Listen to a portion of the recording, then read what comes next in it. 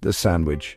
It is arguably the most versatile and popular meal on the entire planet. We eat them for lunch, for dinner, on the go, but this culinary cornerstone was not invented by a great chef.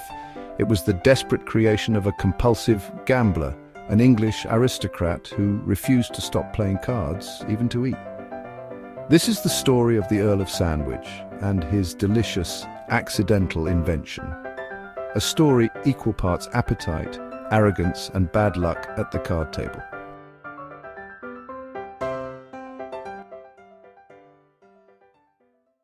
Our story centers on this man, John Montagu, the fourth Earl of Sandwich. He was a prominent and powerful figure in 18th century Britain, a respected statesman and the head of the Royal Navy. But he had another life. By night, he was a member of London's most infamous social clubs, and he was known to have a serious gambling addiction. He would often spend hours, even days, at the card table without a break. The clubs were loud, often smoky, and obsessively competitive. Montagu's reputation was two-sided, a capable administrator and an inveterate risk-taker. This was 18th century London, a world of rapidly expanding trade, new foods, and very formal dining habits.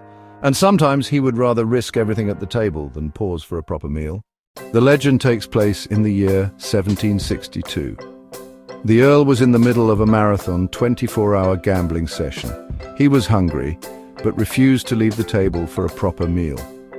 In the 18th century, a meal meant a plate, a knife, and a fork. This was impossible. It would require both hands, and he needed at least one hand to hold his cards. He needed a meal he could eat with one hand without getting his cards greasy. These sessions could last all night. Dignity and decorum at the table mattered outside of them, and so the problem was simple: how to eat while still holding court at the card table. His peers knew the problem well. They had the same pride and the same appetite for play. What happened next would be a small, ingenious defiance of dining etiquette. Salt beef and bread, two ordinary ingredients, were about to solve an extraordinary problem. And so he had a moment of inspiration. He called a servant and gave a specific order: "Bring me slices of salt beef," but instead of on a plate, place them between two slices of toasted bread. It was the perfect solution. He could hold his entire meal in one hand, while his other hand was free for his cards. The bread acted as a napkin, keeping his fingers clean.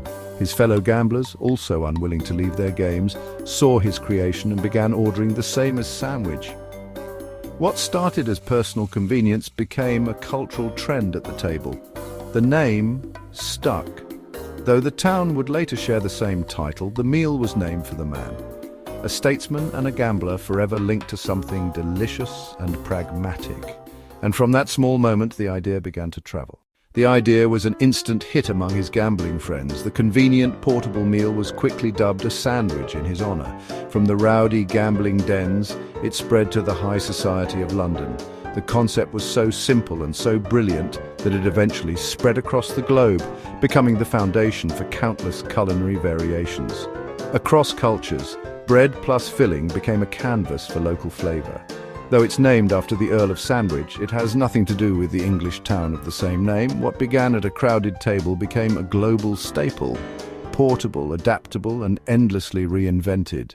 So the next time you enjoy a sandwich, remember the man it was named for, a powerful statesman and a degenerate gambler whose refusal to leave the card table gave the world its most convenient and beloved meal, an accidental icon of culinary history. If you enjoyed this journey into a secret history, please consider subscribing to NeuroNexus Earth.